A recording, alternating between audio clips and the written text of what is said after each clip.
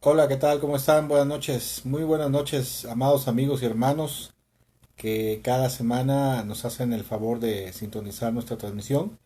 Damos muchas gracias a Dios en esta noche por este día, ¿verdad? Por esta reflexión bíblica para nosotros ya acostumbrada de miércoles 8:30 de la noche. Y gracias a Dios verdaderamente porque a través de este medio, así como nosotros, ¿verdad? Bueno, como nosotros, así muchos hermanos, muchos amigos, muchos ministerios pueden salir fuera, ¿verdad? Fuera, pueden salir al mundo a predicar la palabra de nuestro Dios. Y bueno, en esta noche es un verdadero gusto y placer poder estar con ustedes nuevamente a través de este medio. Mi nombre es Gustavo Méndez, Pastor Gustavo Méndez, estoy para servirles.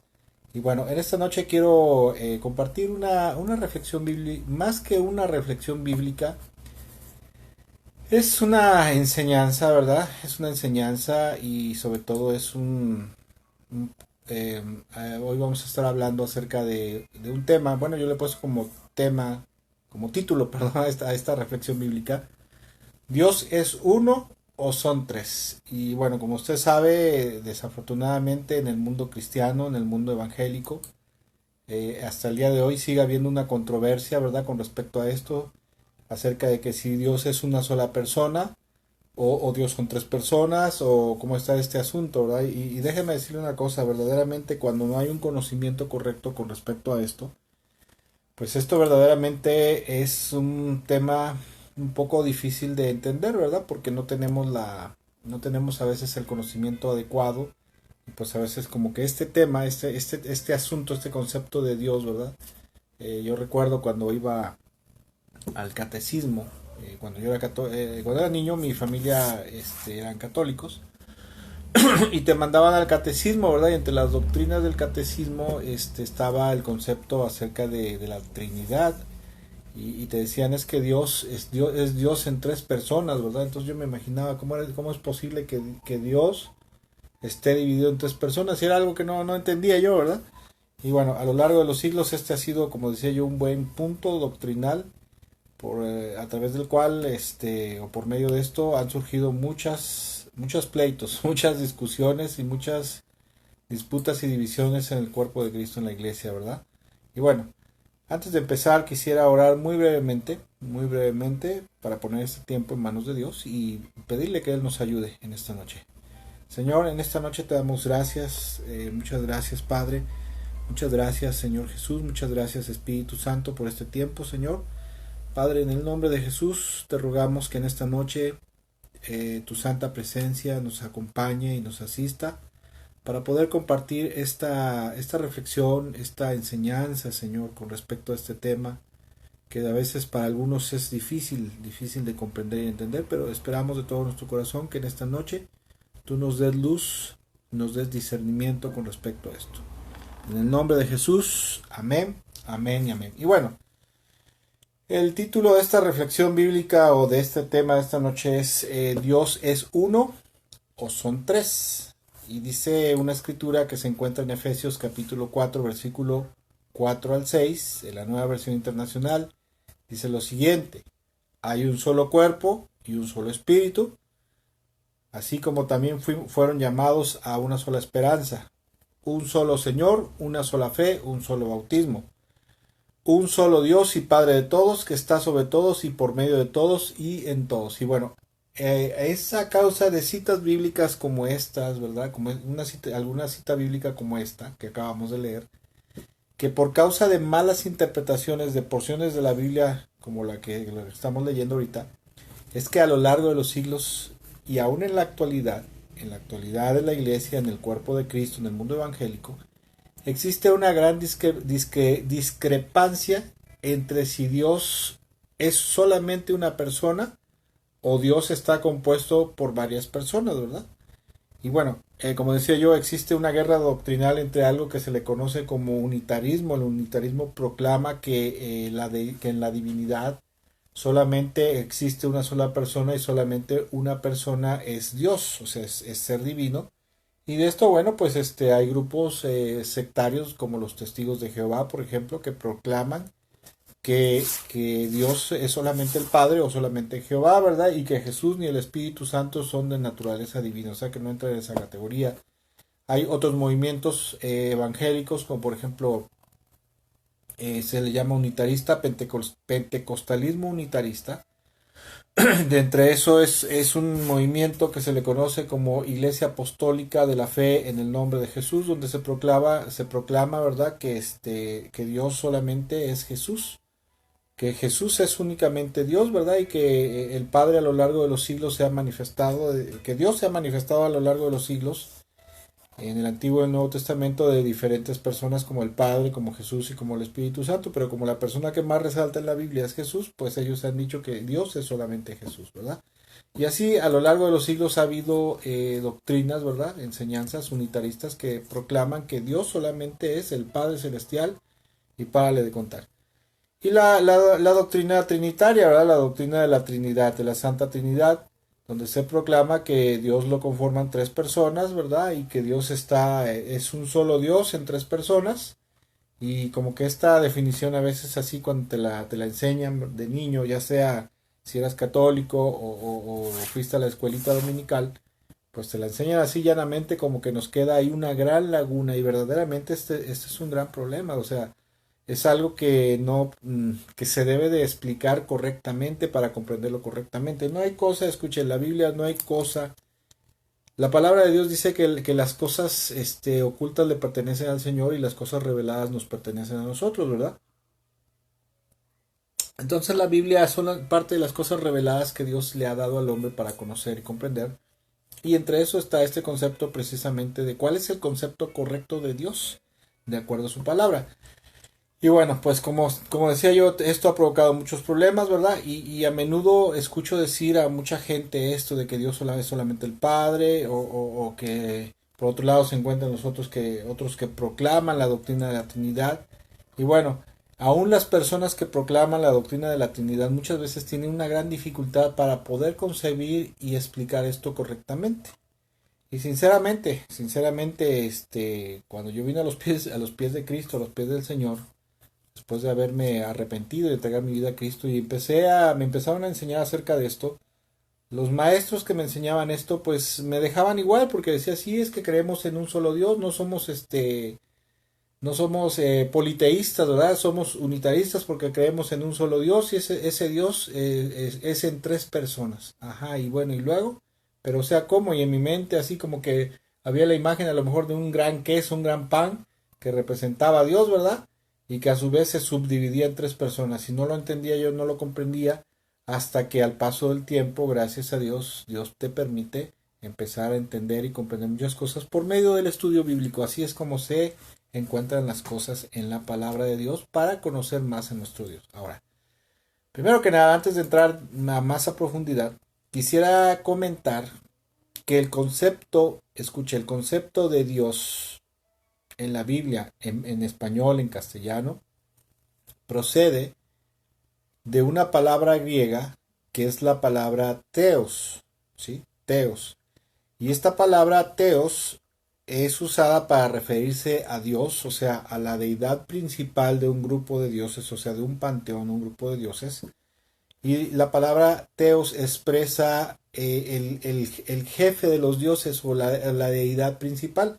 Por eso es que en la mitología griega, en el panteón griego, o sea, el grupo de dioses griegos que se reunían o se reúnen en el Olimpo, según la mitología griega, el jefe de esos dioses es el dios Zeus o Teos, ¿verdad? En el griego. Y por lo tanto, este término de Teos o de Dios como deidad superior o principal, el jefe de los dioses, se le atribuye a una sola persona. Y la palabra Teos, escucha usted, esto es muy importante entender, la palabra Teos o Dios en el griego es una palabra que se encuentra en singular, o sea, habla de una sola persona, de una sola unidad, o sea, de número de uno solo, ¿verdad? Entonces, cuando en el griego cuando se traduce, escuche, cuando se traduce del hebreo al griego, el hebreo es una palabra, la palabra Dios, ahorita voy a hablar acerca de eso. Cuando se traduce la palabra Dios del hebreo al griego, los traductores de la palabra de Dios, ¿verdad? De la Septuaginta, como se le conoce, los masoretas, allá en Alejandría, como no encuentran una palabra similar para definir correctamente el término o el concepto de Dios en lo que se conocen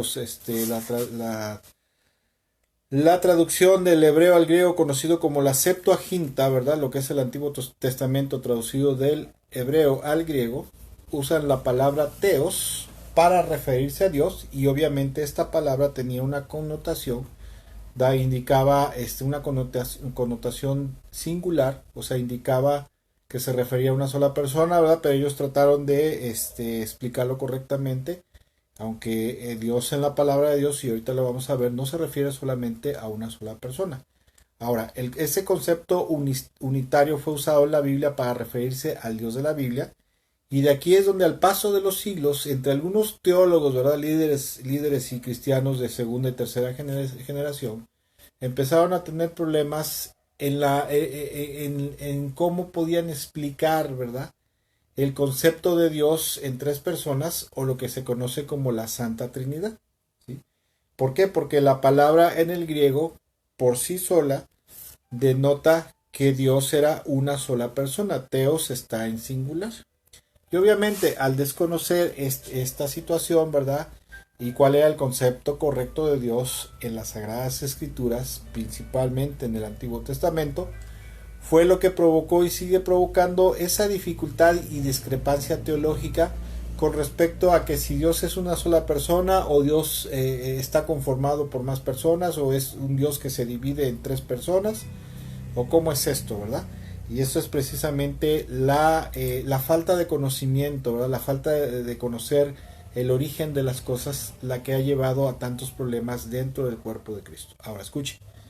Ahora bien, ¿cuál es el concepto correcto de Dios y la doctrina correcta, ¿sí?, de acuerdo a las Sagradas Escrituras? Y bueno, para esto es sumamente necesario ir a la raíz, ir al principio del texto bíblico, ¿verdad? ¿Y cuál es el texto bíblico que se debe de usar para discernir todos estos asuntos?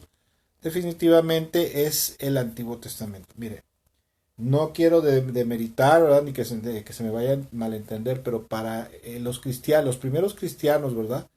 Para los primeros cristianos, para el Señor Jesucristo, para los apóstoles, en aquellos entonces la palabra de Dios, la palabra del Señor, era solamente lo que nosotros conocemos como el Antiguo Testamento. Y en base a lo que nosotros llamamos como Antiguo Testamento, que para ellos era la palabra de Dios, la palabra del Señor, era que ellos basaban toda clase de doctrinas, toda clase de enseñanzas, ¿verdad?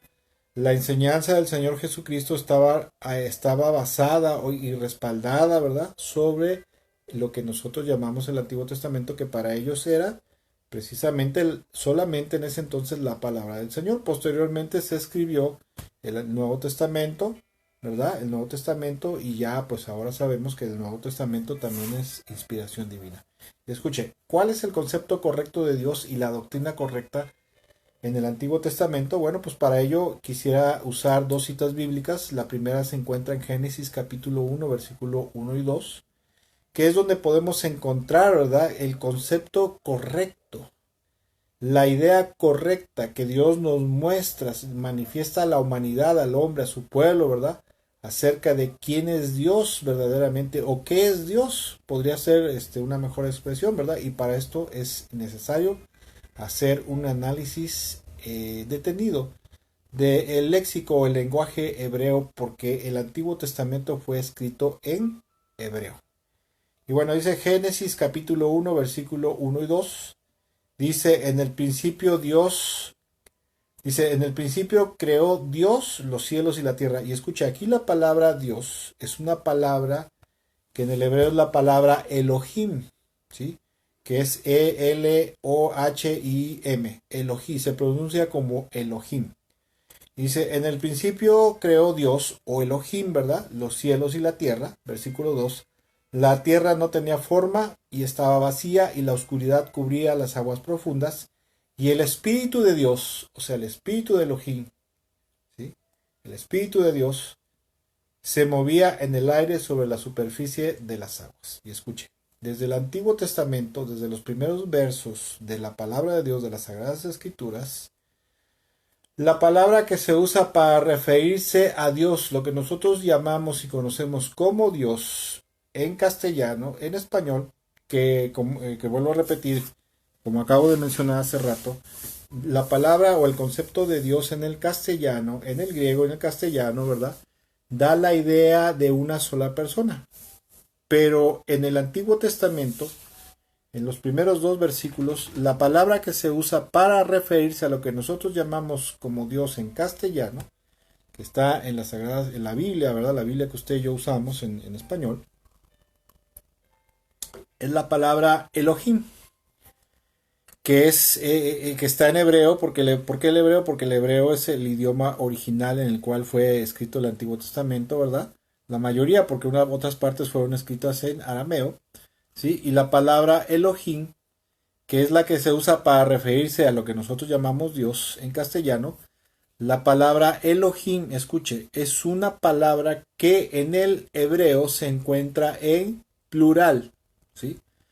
Dios o teos en griego, que fue usado para sustituir la palabra Elohim cuando se tradujo del hebreo al griego, ¿sí? En el griego la palabra teos o para Dios, ¿verdad? Es singular, o sea, habla de una sola persona, una sola unidad, en este caso, pero en el hebreo la palabra Elohim para referirse a Dios es una palabra que se encuentra en plural y literalmente así, miren, no me malentienda, pero en los diccionarios, ¿verdad? Las concordancias bíblicas, concordancias de hebreo y de griego, como la Strong, por ejemplo, Elohim literalmente significa dioses. O sea, ¿por qué? Porque al estar en plural no se puede traducir, o sea, la traducción correcta no es Dios, o sea, de una sola persona, sino es dioses.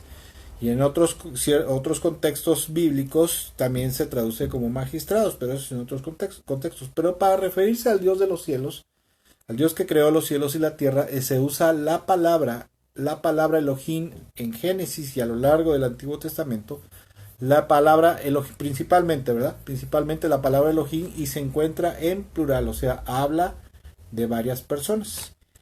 En el hebreo la terminación in, ¿sí? Indica plural, como por ejemplo la palabra goyim, que es el plural de la palabra goy.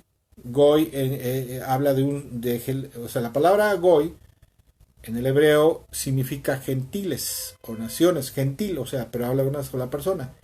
Y goyim, que es plural, significa gentiles o gente de las naciones, ¿verdad? Entonces, esto, ¿por qué se lo digo? Para dárselo como ejemplo para que me vaya entendiendo. Por tanto, cuando empezamos a analizar el texto bíblico y nos vamos al idioma original en el cual fue escrito el Antiguo Testamento, que es el hebreo, podemos ver que desde los primeros versículos, porque Génesis se le atribuye a Moisés, ¿verdad? Cuando Moisés está escribiendo esto, él simplemente está plasmando un concepto que Dios le está hablando y que ellos conocían, ¿verdad? Que el Dios de los cielos que se le estaba revelando a los hebreos, se le estaba manifestando a los hebreos y que ellos empezaron a comprender y entender, conocían que Dios o Elohim, ¿verdad? Que es Elohim, era una entidad o grupo compuesto de varios seres divinos celestiales y eternos, con infinito poder, infinita gloria, ¿verdad? Infinita omnipotencia, que fueron los creadores de todo el universo entero, ¿verdad? De los cielos y la tierra y de todo lo que hay en ellos. Ahora, ¿qué es una entidad, verdad? ¿Qué es una entidad, de acuerdo al diccionario, se dice que es una asociación de personas de cualquier tipo o colectividad considerada como una unidad. Me encanta mucho esta definición, ¿verdad?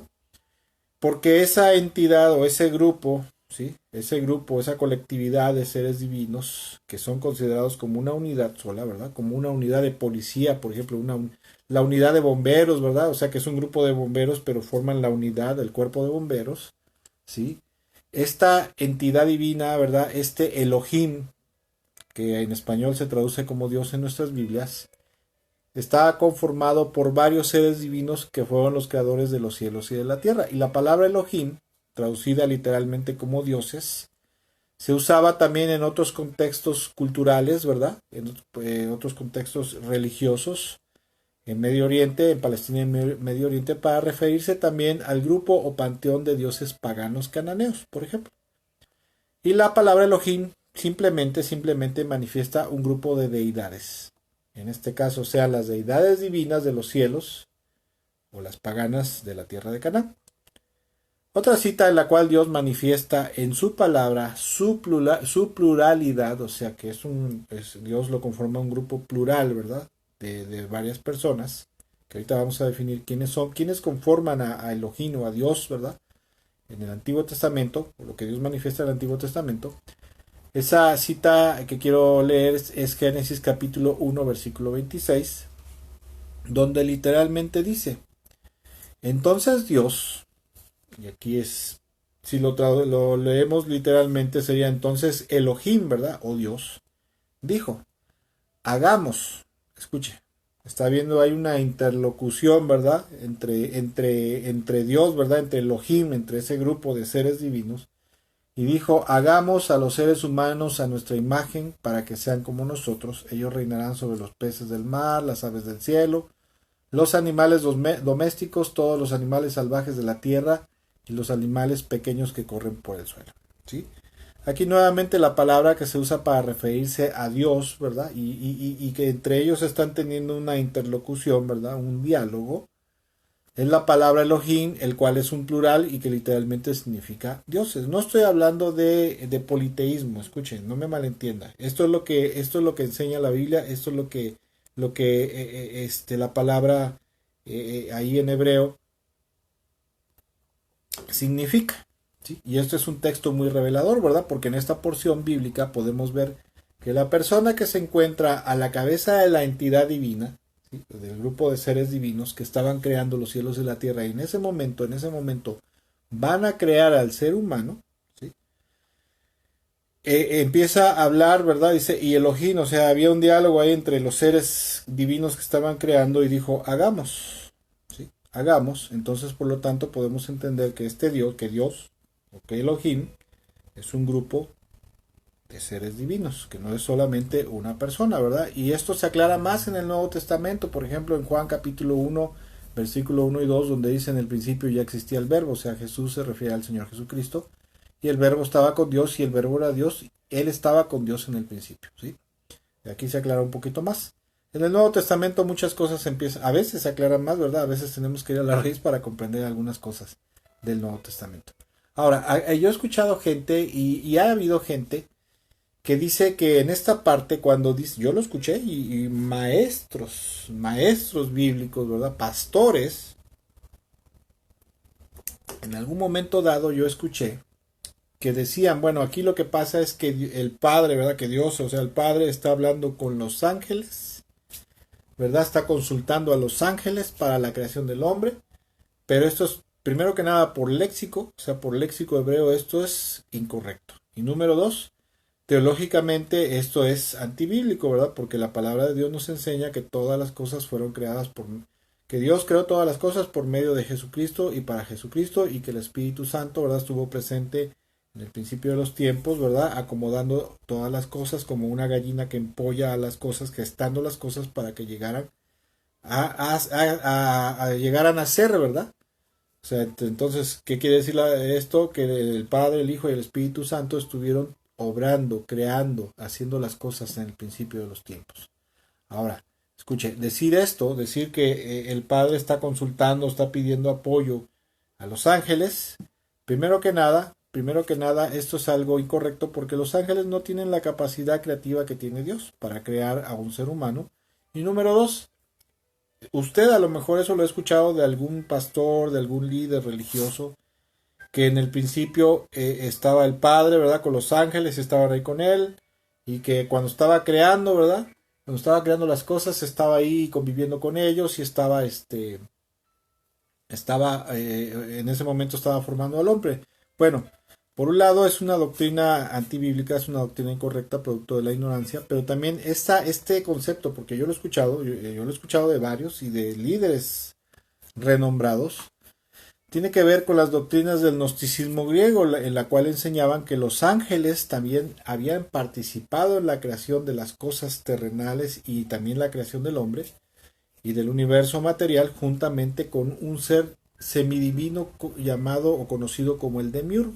¿Sí? Para ellos, para los gnósticos, había dos dioses, esto se le conoce como dualismo. Estaba el dios de los cielos, el Padre Ingénito, y un ser semidivino que había nacido fuera de la plenitud o el pleroma divino, y que se le conoce como el demiurgo, y para los gnósticos era el dios de los judíos o Jehová Sabaoth. La palabra Jehová proviene del gnosticismo griego, no es una palabra ni hebrea ni bíblica, ¿verdad? Y pues bueno, esto es otro asunto que no me quiero meter ahorita ni voy a explicar ahorita porque es un poquito extenso esto. Ahora bien, de acuerdo a la palabra de Dios, podemos ver a través de lo que nos dice la Biblia el significado de las palabras en el hebreo, podemos ver que estos seres divinos conforman a la entidad divina, a ese grupo de seres divinos que crearon los cielos y la tierra, que se manifiestan en el Antiguo Testamento, ¿verdad? Y que conforman a lo que nosotros llamamos Dios en español, pero que en hebreo es Elohim, que está el plural, que habla de varias personas divinas, y que estos fueron los creadores de los cielos y de la tierra, y estos tres seres divinos son tres personas que se encuentran en la Biblia, en el texto bíblico. Por ejemplo, la primera persona que conforma a la entidad divina, por decirlo así, ¿verdad? La primera persona que conforma esa entidad divina, ese grupo de seres divinos, es el Señor, o también conocido como el Padre, ¿verdad? Como Dios el Padre. Es el Señor a la cabeza en autoridad y preeminencia en la entidad divina. ¿Dónde podemos ver esto, verdad? Isaías capítulo 6, versículo 1 al 3 dice: en el año de la muerte del rey Usías vi al Señor excelso y sublime, sentado en un trono, y las orlas de su manto llenaban el templo. Por encima de él había serafines, cada uno de los cuales tenía 6 alas. Con 2 de ellas se cubrían el rostro, con 2 se cubrían los pies, y con 2 volaban, y se decían uno al otro: Santo, Santo es el Señor Todopoderoso, toda la tierra está llena de su gloria. ¿Sí? Entonces aquí podemos ver que la primera persona que conforma la entidad divina, o Elohim, o los dioses, o lo que llamamos Dios en español, ¿verdad?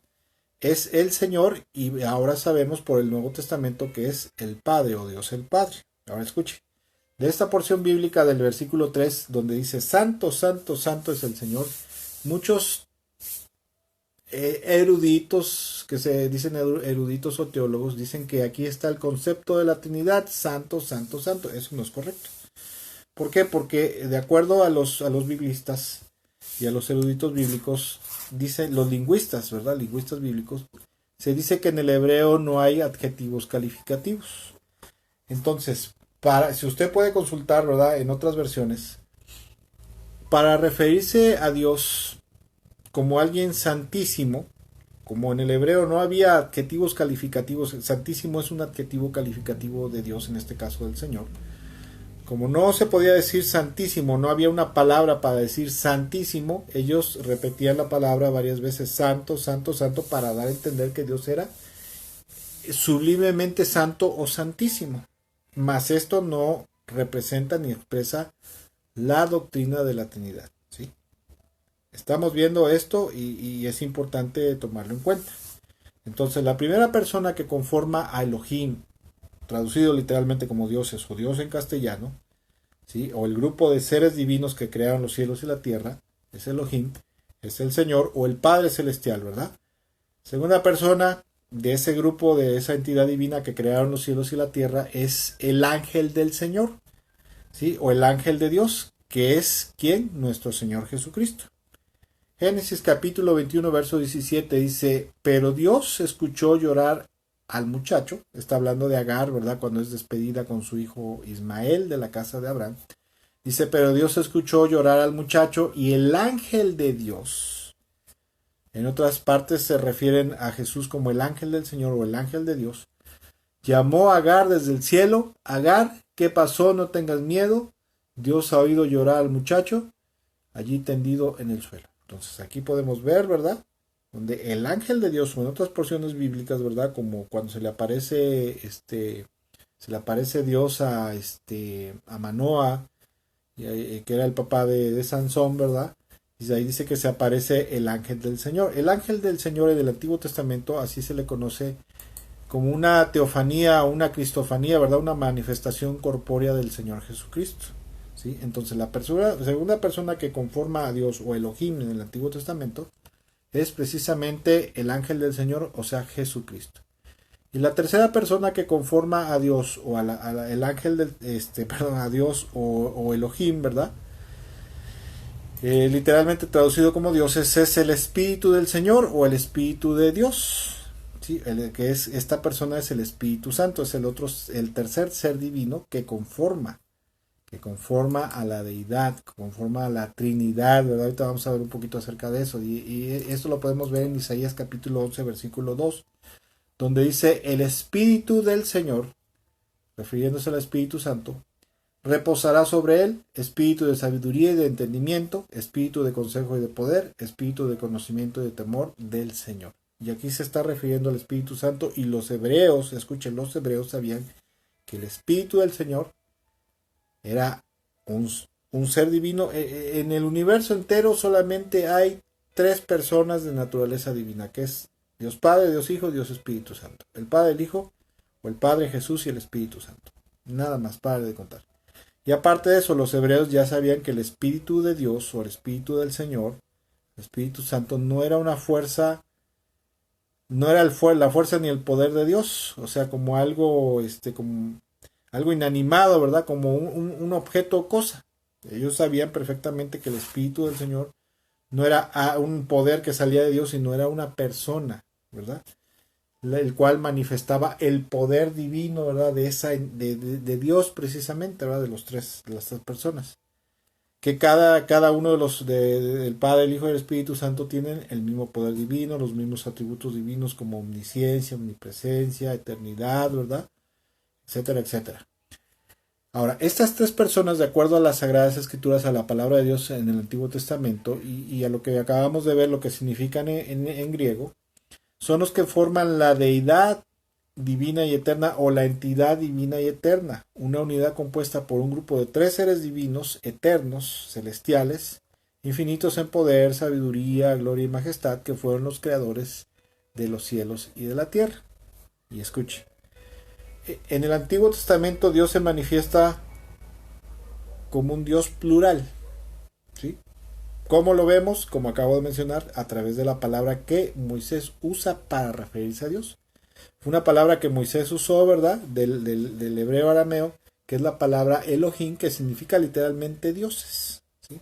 No lo digo yo, lo dice la Biblia. Ahora, en el Nuevo Testamento el asunto de la pluralidad de Dios, o también conocida como Trinidad, ¿sí? La Santísima Trinidad o la Trinidad, es algo que se encuentra más revelado, de hecho, ¿verdad? Principalmente bajo el ministerio y enseñanza de nuestro Señor Jesucristo, el Hijo de Dios. Por ejemplo, en Mateo capítulo 28, versículos 18 y 19, dice lo siguiente: Jesús se acercó a sus discípulos: se me ha dado toda autoridad en el cielo y la tierra. Versículo 19, por lo tanto, vayan y hagan discípulos de todas las naciones, bautizándolos en el nombre del Padre, del Hijo y del Espíritu Santo. El bautismo en el nombre del Padre, del Hijo y del Espíritu Santo indicaba que cada discípulo, en aquel entonces, cuando por ejemplo, para explicar un poquito mejor esto que voy a decir, cuando una persona se bautizaba, por ejemplo, en la fe de Baal, o en la fe de Acera, o en la fe de Artemisa de Éfeso, cuando se bautizaban en el nombre, porque también el bautismo no es propio de la fe cristiana, sino el bautismo era propio de muchas religiones paganas también en aquel entonces. Y el bautismo era el rito de iniciación en una comunidad religiosa o en la fe en un dios o en una deidad. Y cuando se bautizaban, por ejemplo, en el nombre de Baal, por ejemplo, ese bautismo, a través de ese bautismo, indicaban primero que nada su fe puesta en esa deidad.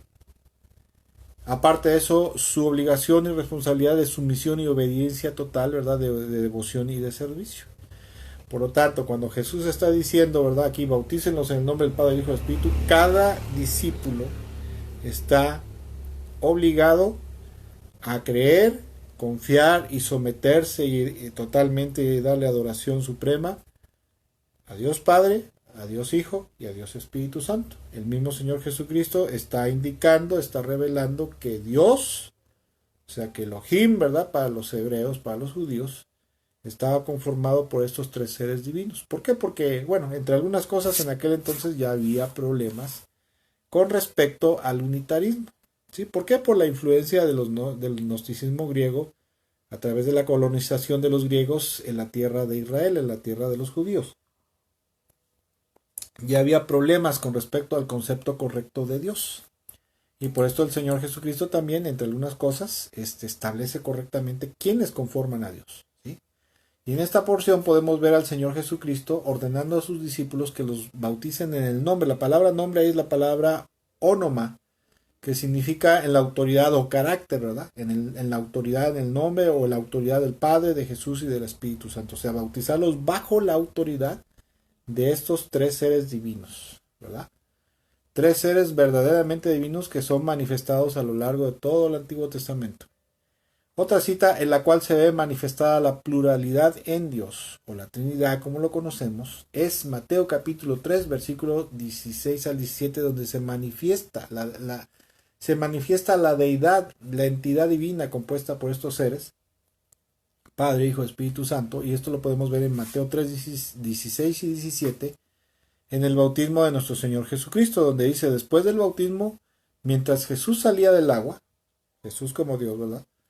Los cielos se abrieron y vio al Espíritu de Dios, al Espíritu Santo, que descendía sobre él como una paloma, y una voz dijo desde el cielo, la voz del Padre, este es mi Hijo amado, quien me da un gran gozo. Otras versiones dicen, en quien tengo mi complacencia. ¿Sí? Entonces, en esta porción también podemos ver cómo se manifiesta Dios. Las tres personas que conforman a Dios, ¿sí? No como a veces nos enseñaban, ¿verdad? Es que es un Dios en tres personas. Y te quedas así, bueno, ¿cómo es que Dios se parte en tres? Aquí es donde radica el error, ¿verdad? Aquí es precisamente donde radica el error, y el error precisamente proviene del diablo.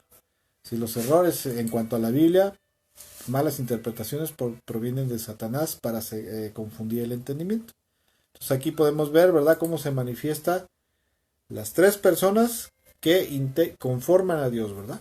A Elohim, lo que acabamos de ver hace rato. Ahora bien, escuche, es cierto que en la Biblia, porque hay mucha gente que rebate la pluralidad de Dios y que dicen, no, es que Dios es solamente una persona.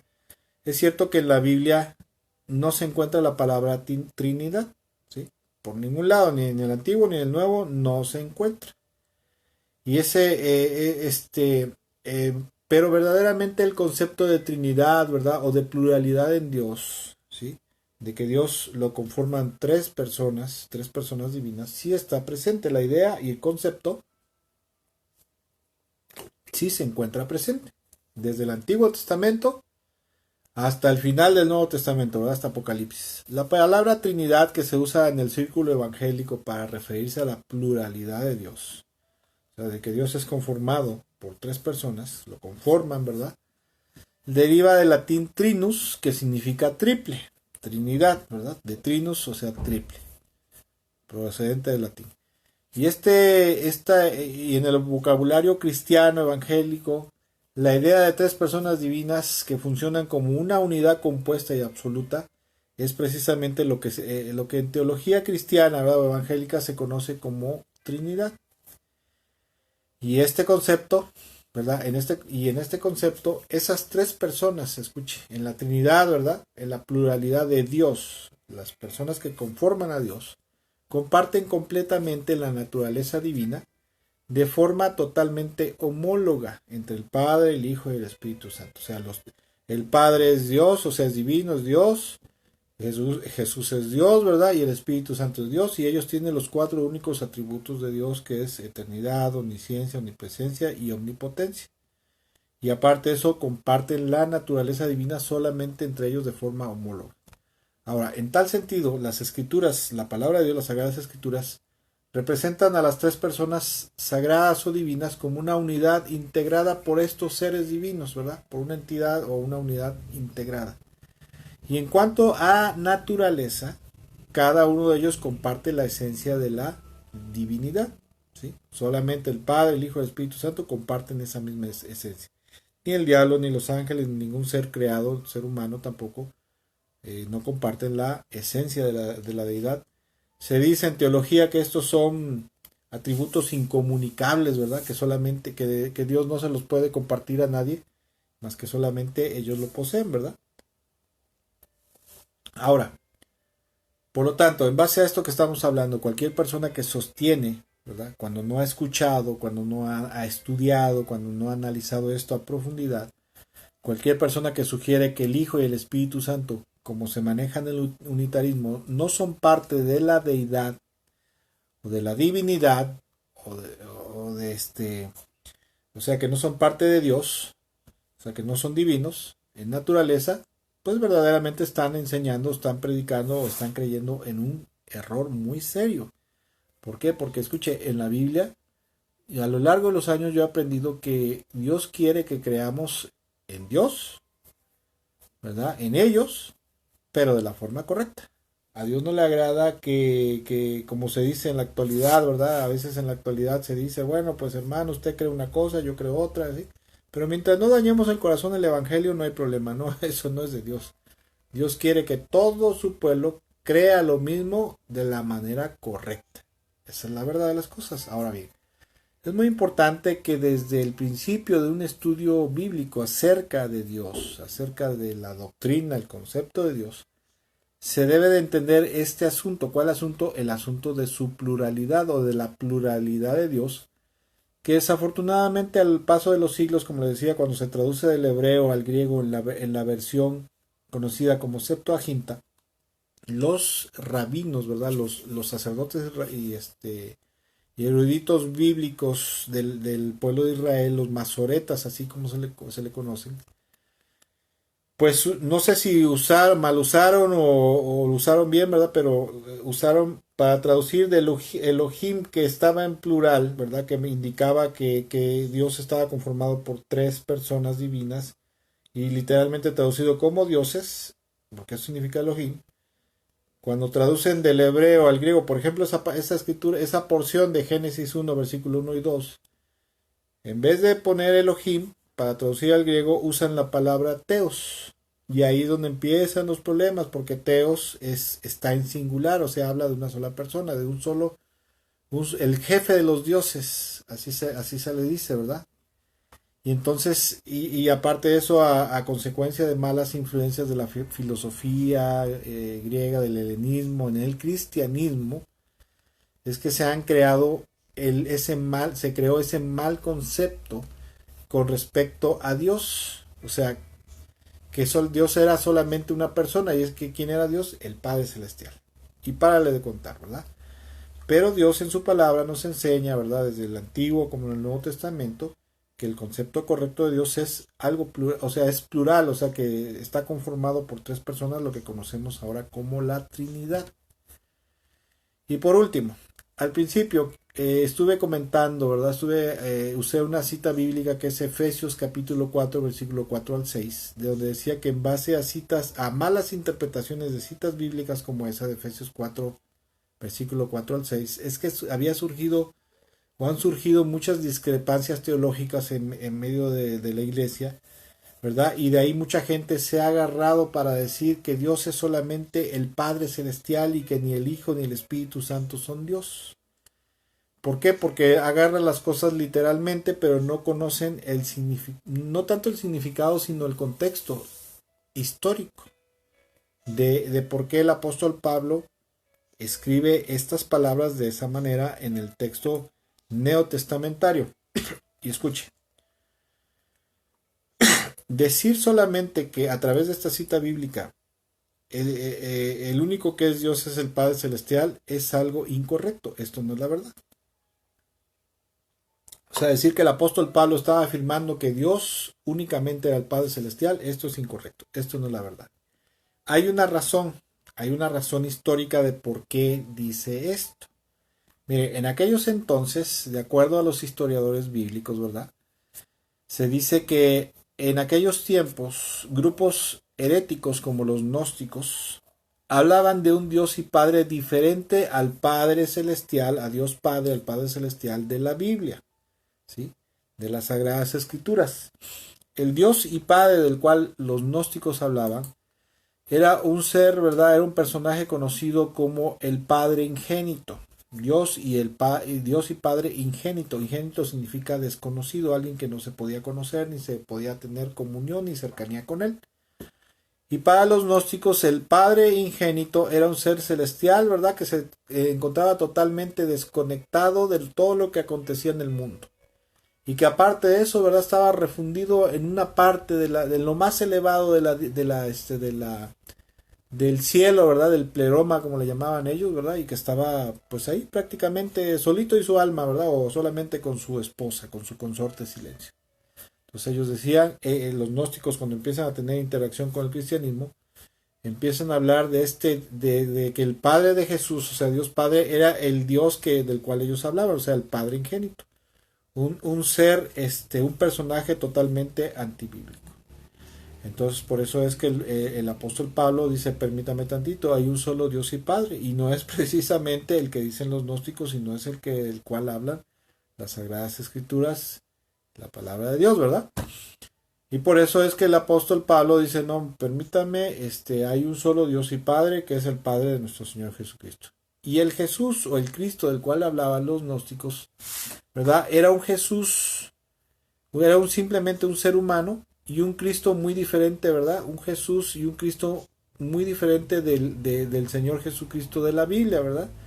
Y el histórico. Y algunos grupos gnósticos enseñaban esto, decían que Jesús era una persona, un ser histórico que había existido y que el Cristo era un ser celestial que había descendido sobre Jesús el hombre en su bautismo en el río Jordán y que ahí a través de que el Espíritu, que el Cristo celestial, porque escuche, por eso los evangelios aclaran que el que desciende en el bautismo del Señor Jesucristo en el río Jordán cuando Juan lo bautiza fue el Espíritu Santo. Pero los gnósticos enseñaban que no, que el Cristo celestial, ¿verdad? Del cual hablaban ellos, del que habitaba en el pleroma, era el que había descendido sobre Jesús y lo había llenado en ese momento y a través de eso el Padre celestial, el Padre ingénito que ellos predicaban, lo había adoptado. Esto se le conoce como adopcionismo, ¿sí? Y que ese Cristo celestial, ¿verdad? Que se había fusionado con Jesús en el bautismo, en su bautismo en el río Jordán, en el momento de la crucifixión de Jesús, en ese momento, cuando estaba crucificado en la cruz del Calvario, lo había abandonado. Y por lo tanto, ellos alegaban y ellos decían que el sacrificio de Jesús había sido simplemente un ser humano y por lo tanto era insuficiente para salvar y lavar del pecado, ¿sí? O sea, hablaban de un Jesús y de un Cristo diferente. Y en cuanto al Espíritu Santo, los gnósticos también alegaban que junto con el Cristo celestial era un ser, por decirlo así, semidivino, o era un ser divino, pero de un rango muy inferior al Padre celestial, al Padre ingénito que ellos predicaban, como de tercera o cuarta generación, porque era el Padre, luego el Padre, según ellos, había tenido esposos y hijos con su esposa, y esos hijos habían engendrado a otros hijos, y abajo de esos hijos había nacido entre esos el Cristo, del cual hablaban los gnósticos, y el Espíritu Santo, que era parte de la teología gnóstica, ¿sí? Era un ser como de tercera o cuarta generación según ellos. Entonces,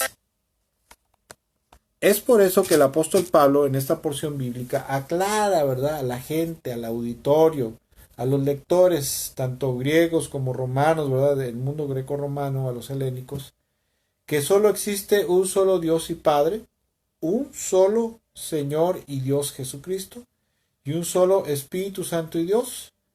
Solamente existe uno solo y era el que hablaba precisamente en las Sagradas Escrituras, y no solamente el que mostraba las Sagradas Escrituras, sino el que predicaban, ¿verdad? El que se predicaba a través de la doctrina apostólica o las enseñanzas de los apóstoles, ¿sí? Por eso es que Pablo tiene que escribir esto. Miren, el Dios del cual hablan los gnósticos, el Padre del cual hablan los gnósticos, el Jesús y el Cristo del cual hablan los gnósticos y el Espíritu Santo del cual hablan los gnósticos no es el verdadero. Solamente hay un solo Dios y Padre, solamente hay un solo Jesús y solamente hay un solo Jesucristo, ¿verdad? Un solo Cristo, un solo Mesías y un solo Espíritu Santo, que es el que está manifestado en el Antiguo Testamento y el que se predica a través o se enseña a través de la doctrina apostólica. Por eso es que está escrito de esta manera. Y con eso podemos concluir, ¿verdad? Que en esta, por ejemplo, en esta porción bíblica de Efesios 4, versículo 4 al 6, en el versículo 6, cuando dice que hay un solo Dios y Padre de todos, no se está refiriendo a que Dios solamente sea el Padre, ¿verdad? O que el Padre solamente sea Dios o un ser divino. Y obviamente con esto mucha gente ha dejado fuera del campo de la arena divina al Señor Jesucristo y al Espíritu Santo. En conclusión, porque tengo que terminar, ¿verdad?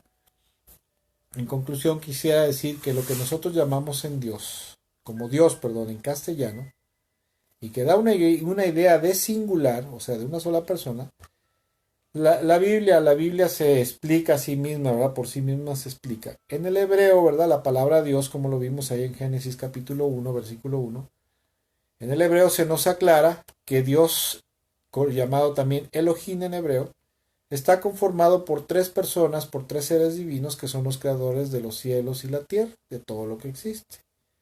A los cuales, ¿verdad? Tanto al Padre, a Jesucristo y al Espíritu Santo, Padre, Hijo y Espíritu Santo, los tres son Dios, o sea, los tres son Elohim, por decirlo así, hablando, si habláramos en hebreo. Ellos son todopoderosos, ellos son omnipotentes, ellos son omniscientes, ellos son eternos solamente porque son Dios, son divinos, y a los cuales nosotros como criaturas, como seres creados de ellos, estamos obligados a darle toda gloria, toda honra, todo honor, toda alabanza, toda oración y toda obediencia ilimitada. Aleluya, gloria a Dios. Y espero que con esta breve reflexión bíblica, si usted tenía alguna ahí, pues algo que se le estaba atorando, bueno, ¿cómo es posible que Dios esté partido en tres personas, verdad? Y que como que un Dios en tres personas, porque ahí es donde uno se hace bolas cuando no te explican bien esto. Espero que a través de esta breve reflexión bíblica, a través de esta breve enseñanza, quede claro cuál es el concepto correcto de Dios, que es un concepto plural, ¿verdad? Pluralista de tres personas, que Dios no es solamente una sola persona, que en este caso el Padre, o como han dicho los de el movimiento apostólico de la Iglesia Apostólica del nombre de Jesús, que solamente Dios es Jesús, ¿verdad? Hay muchas tonterías que se predican unitaristas, así se le llama unitarismo. Espero que le quede claro, espero que le sirva. De todos modos, posteriormente yo voy a postear esta y otros temas, ¿verdad? Con respecto a esto que estamos hablando, para que usted lo pueda leer aquí, ahí en el muro de Facebook de nosotros, y pueda con eso incrementar un poquito su acervo doctrinal, ¿verdad? Su conocimiento. Que Dios me los bendiga mucho, que tenga una excelente y bendecida noche. Espero que no se le hayan cruzado los cables como a veces nos pasa, ¿verdad? Que hay cosas que no comprendemos y entendemos, pero déjeme decirle una cosa, si usted se pone a leer y a buscar, Jesús dijo, el Señor Jesucristo dijo que todo aquel que busca encuentra, ¿verdad? Cuando alguien tiene intenciones y ganas de conocer más y más y más de Dios, el mismo Señor, el mismo Espíritu Santo lo va a guiar a toda verdad, ¿verdad? ¿Cómo llegamos, cómo llegué yo en lo personal al conocimiento de esto?